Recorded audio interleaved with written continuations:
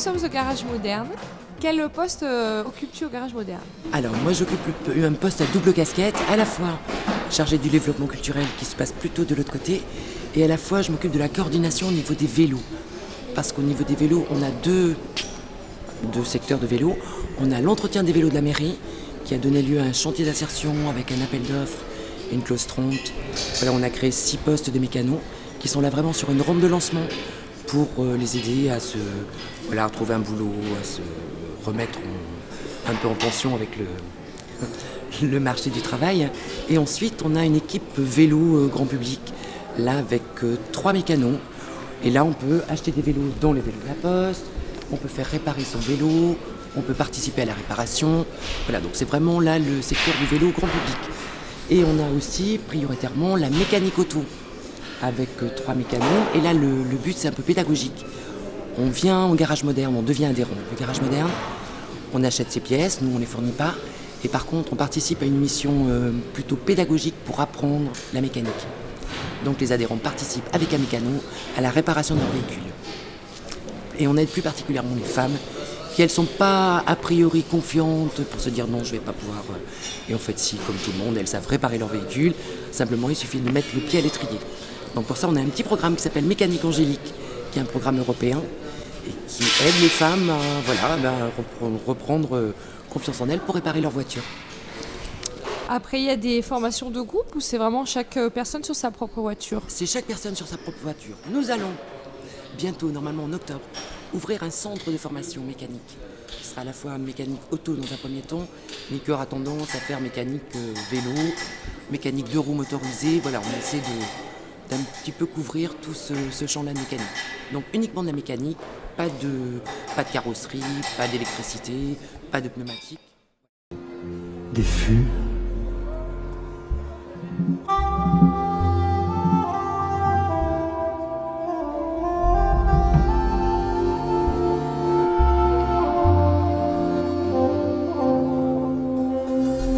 À rebours, je croquerai la chanterelle.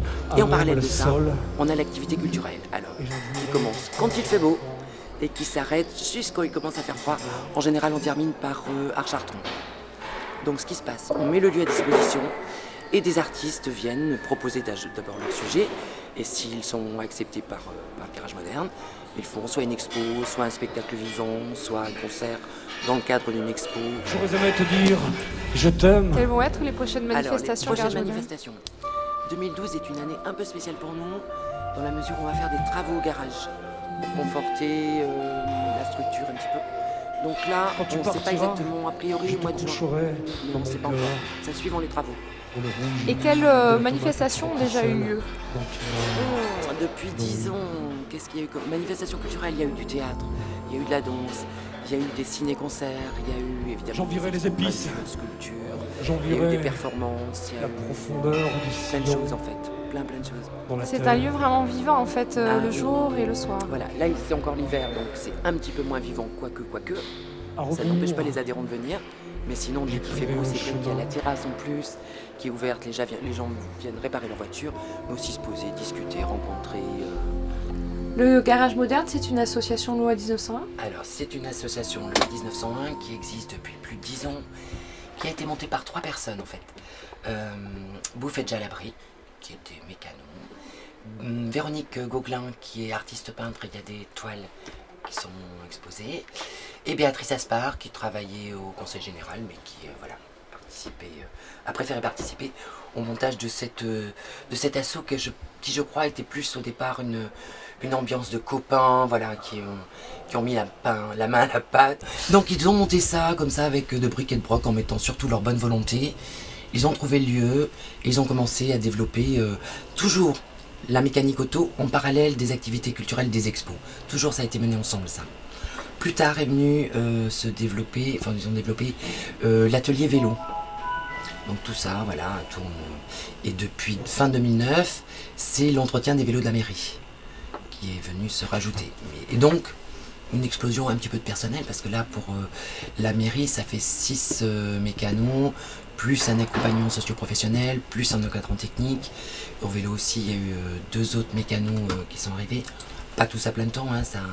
Mais donc je veux dire, ça fait vraiment tout ça parce qu'il y a une demande, il y a du boulot. On a été beaucoup aidé par l'État, la région, le département, la Cube. Et là, par exemple, ce qu'on développe en ce moment, c'est le petit camion rouge. C'est un camion itinérant pour aller réparer les vélos, soit dans le cadre des plans déplacement entreprise, donc dans les entreprises, vélo du personnel.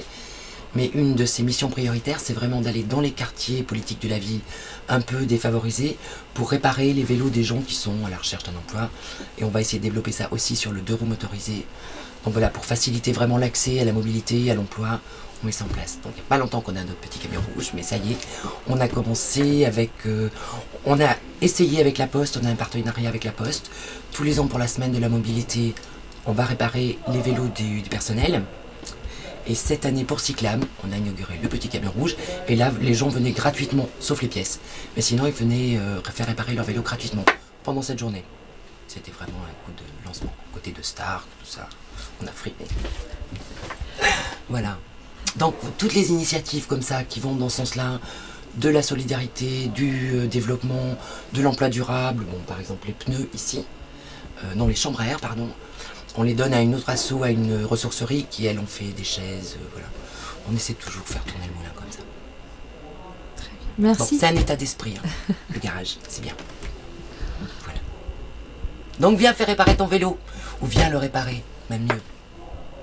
Et ta voiture aussi alors? Ah oui. Très bien. Ah oui, bien la voiture, bien. Parce que oui, la chef d'atelier, toujours pour faire écho à la politique menée par rapport aux femmes, la chef d'atelier Dominique est une femme. Il y a pas mal de femmes, je trouve, dans ce garage. Et voilà, c'est magique. Ça rétablit une certaine organisation, on va dire. C'est assez, peu commun pour un garage, justement, qu'il y ait autant de femmes et que de personnes puissent venir réparer leur véhicule, en fait. Ah ouais. Non, c'est bien, vraiment. Parce qu'au niveau coût, c'est hyper intéressant. Je veux dire, ça demande du travail, de l'investissement de la part de celui qui vient réparer. Mais il apprend, elle apprend.